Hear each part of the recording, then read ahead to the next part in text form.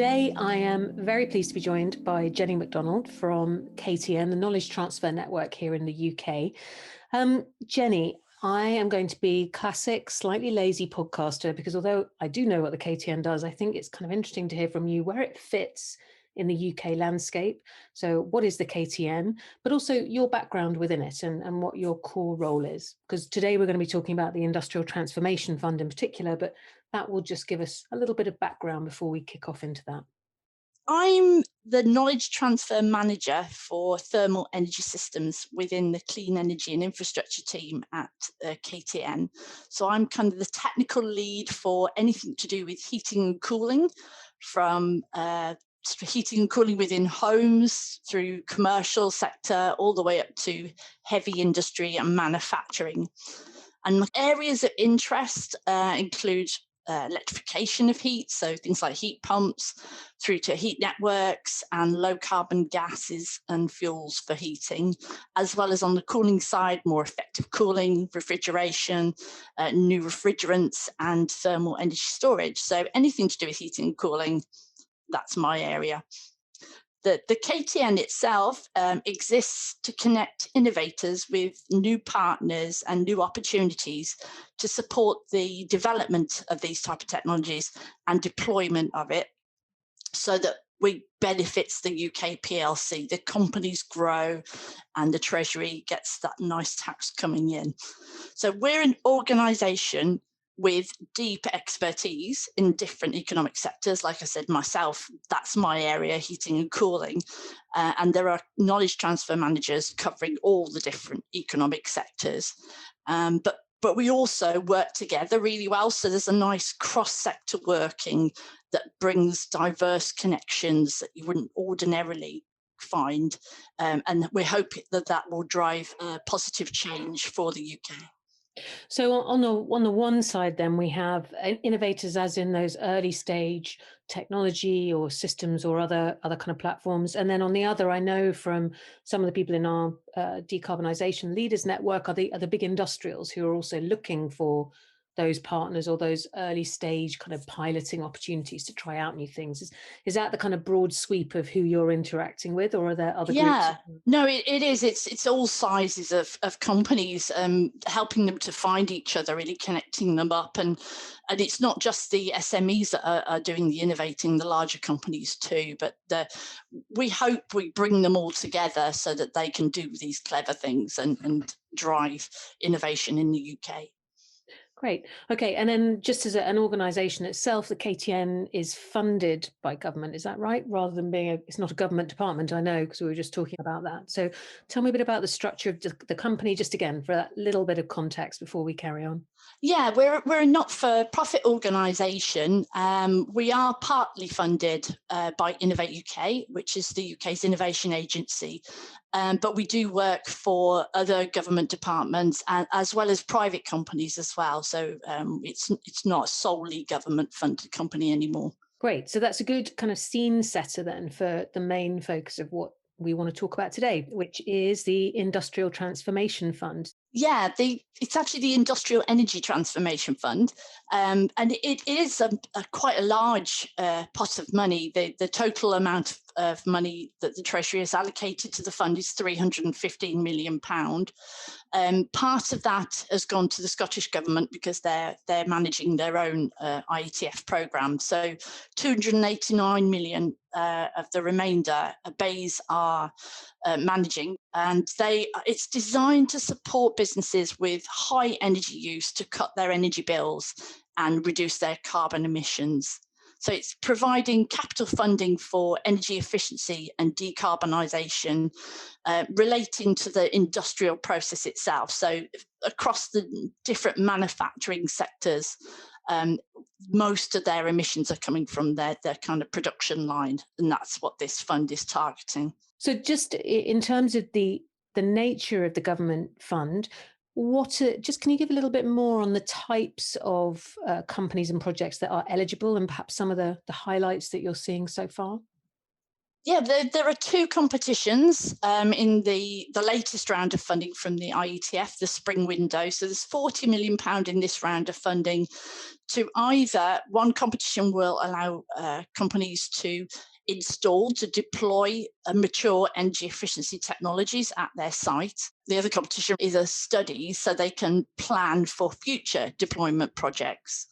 In terms of the type of technologies that we expect to see coming through in applications on the energy efficiency side, we'd expect things like improved process controls added to manufacturing line, maybe heat recovery and reuse of that heat, either as heat or power on the site, or even replacing ovens or chillers or furnaces with more energy efficient versions to help people to cut their energy demand. On the carbon side, on decarbonisation, it could be things like fuel switching, so moving away from fossil fuels to biogas or hydrogen or other low carbon gases and fuels, or it could be carbon capture to help capture those emissions and do something with them. I think what's interesting about this is I remember when we first talked about setting up this conversation was, I think you used this phrase when we were talking, you said, because of course it's not innovation that the challenge, the tech is there. And we then went on to talk about what the challenge was. So this is not answering, it's not really designed to answer a kind of R&D challenge. This is about how to get those innovations that are already working kind of into the market. Exactly, that's it, exactly. They for the deployment competition, the energy efficiency technologies that we're looking for are, if you're familiar with the technology readiness levels, they are at stage 8 to 9. So this is very close to market. The technologies have to have already been demonstrated at scale somewhere else before we would class them as eligible for the IETF. So this really is, as I said, capital investment to do something right now, to install something that's already been de-risked by previous demonstration, and at the end of the project, manufacturing sites can start to see those energy savings coming in as soon as they finish deploying the technology. So, I mean, that's the kind of the top level challenge it's answering, I suppose, is that it's not about that R&D stage, it's about this next phase. But why is it that industrials have this kind of challenge of getting these types of projects moving? What is the kind of the subtext, if you like, to this? What is going on that the IETF can really sort of help get over? I think there's, from the government's point of view, there's a number of reasons why now is a good time to be investing in decarbonisation. So they're trying to support the manufacturing industries to keep manufacturing in the UK by de-risking that decarbonisation and helping them to reduce their energy costs so that they can compete in an international market.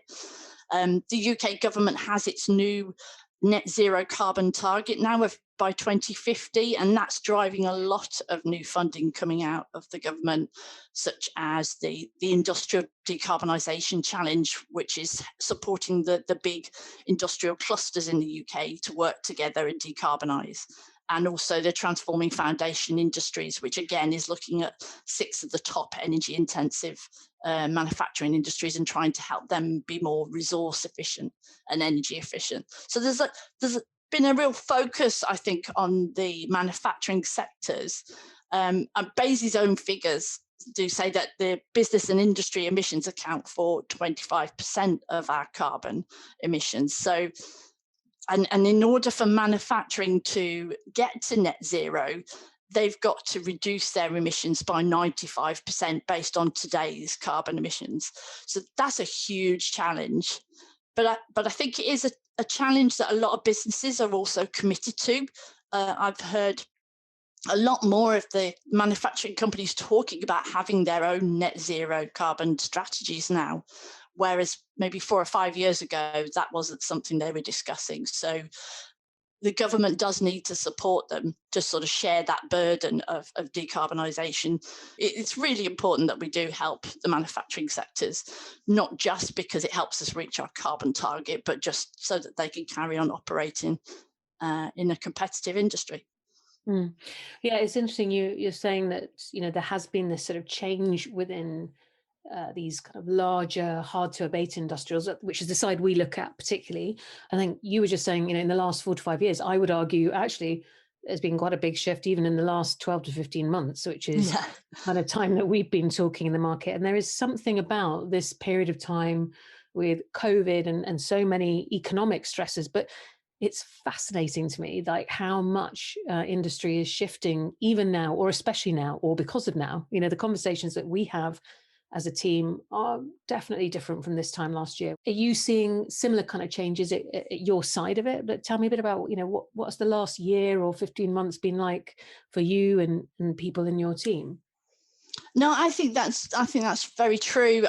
When we first were putting together the IETF and thinking about how we were going to promote it, and having discussions with manufacturers at the start of 2020, probably just as COVID was hitting, a lot of people were understandably nervous about what the year was going to bring and whether they would be able to invest in anything like the IETF. So I was quite nervous about how many people would apply to that first round of funding that we had in the summer. But I don't know whether it's because people had more time to think about what they might be able to do, or whether, I'm not sure really, but we were really encouraged by the number of applications we had. And that really has led to this spring window of funding, because we weren't planning to run the next round of funding until the autumn. But we had such we were encouraged by how many applications we had. So we wanted to keep up the momentum while people were really passionate and wanted to do something about it. And I know you've already alluded to the types of projects or technologies that might be applicable for these funding rounds, but what are there certain types of technologies that you're really seeing a lot of industrials looking at or applying for money to help kind of feed into? What sort of patterns are you seeing emerge? And honestly, it's been a bit of everything. I can't talk about the projects that have been successful in the first round, unfortunately, because they're going through their due diligence checks at the moment, and the winners will be announced in April, so we have to wait for that. But it is a real spread of different technologies that people are trying, like the list I gave earlier. And we've had a good spread of different types of manufacturing companies applying as well, which has been really welcome. So we talked a bit about the kind of the first round of competition with those winners going to be announced in April. But let's just step back from this for a moment, because it's great that the UK government and other governments around the world are providing these funds, these types of incentives towards the behaviour that we need and want to see. But what are those barriers that you're hearing the most about? I mean, we hear about all kinds of things, but in your mind, what is it that is preventing manufacturers from stepping forward with these in this area at the moment? Yeah, there's been a number of challenges over the last few years that I think have made it very difficult for UK sites to be able to do more decarbonisation than they've wanted to, but there's been things that have held them back. I think the first one is probably the amount of money that's been available up to now has been quite small.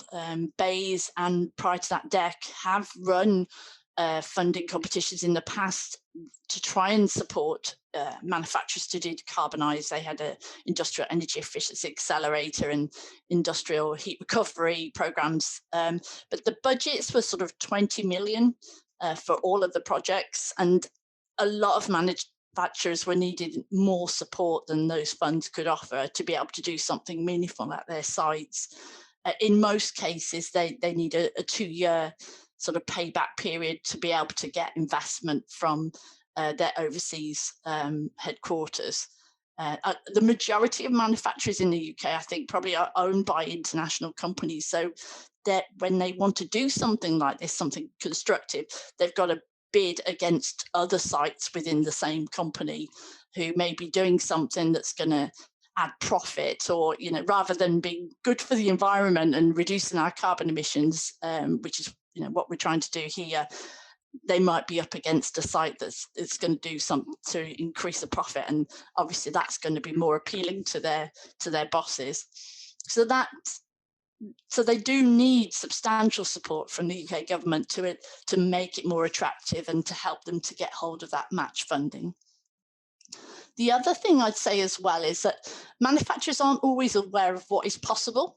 And if they do hear about a new energy technology, they can be quite cautious because of the potential impact, I guess, on production of, you're installing a new technology that you're not completely up to speed on. They're looking for solutions that will reduce the unit cost of production, but maintain their production volumes. You don't want anything to impact on that. So I think there's a lot to be said for peer learning, and if a manufacturer can see that another site has installed heat recovery, for instance, and that is saving them, reducing their energy costs, then they're more willing or more likely to commit to do something on the site as well. So I think that knowledge sharing is so important, and the IETF supports that transfer of experience. It's a part of the what you're signing up to when you apply for the fund, is that you're willing to write a case study and spread the word about what you've done, so that more manufacturers hopefully will bid into the fund. Yes, I can imagine that holds quite a lot of power, not just because it's the peer-to-peer learning, as you say, but I imagine there's some of the pushback at least must be from board members of companies who, it's not that they're climate change deniers or anything that fierce. It's just they don't want to put money and resource and time into something that is unproven, or in their mind is unproven. So I guess there will always be companies that need to see first rounders kind of getting out there and making something work before they can confidently move forward for themselves. Exactly, yeah, because I guess they are liable if it does impact on production. They've got to go and explain what's happened. So yeah, I can understand that cautiousness, but hopefully this fund will, because it is at that kind of near commercial level, it will be more attractive to manufacturers.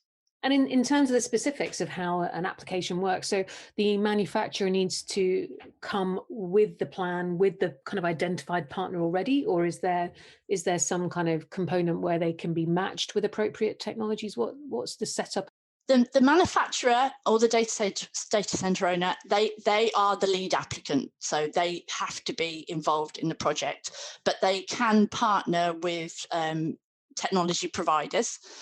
We've set up a networking platform that is free and for anybody to register, and sort of, so if it's a manufacturer, they can say, we have a site, we're looking for this type of technology. If it's a technology provider, they can describe their technology, and that helps to match make and bring people together.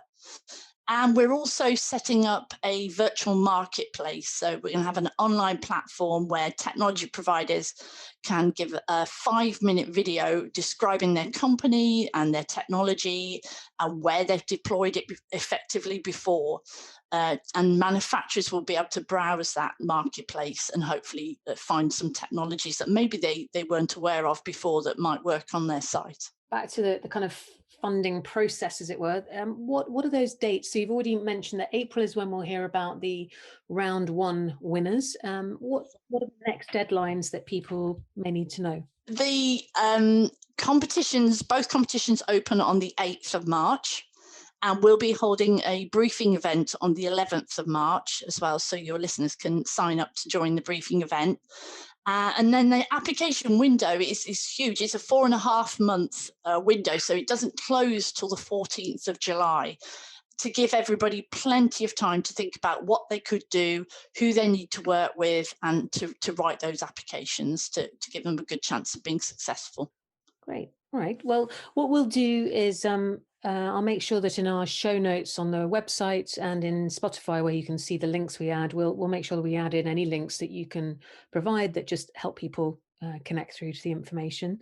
And God, that's just incredibly exciting to have that kind of money coming from government to fund this kind of thing. I hope that people out there will take good advantage, because I know, as you're saying, this is for operations based in the UK, but it could be international companies that are able to take advantage of it, international parent companies as well. So I think a lot of opportunity here for people to tap into. Yeah, definitely. I hope so. I wish everybody the best of luck.